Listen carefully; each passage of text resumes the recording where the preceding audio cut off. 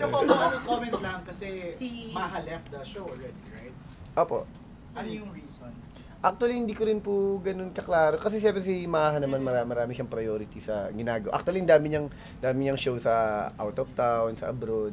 And then, ang pagkakaalam ko po talaga kasi hanggang July lang talaga yung contract niya sa probinsyano. So, it's not true yung parang hindi bibigyan ng tamang exposure. Hindi pa yung mga ganun. Hindi naman po eh. Kasi sabi ko naman, kung mapapansin nyo yung probinsyano, di ba, lahat naman kami may pinupuntahan ng bawat kwento po. Tapos, Ganun talaga kahit sa Viber group, makikita mo na lang, Maha left the group.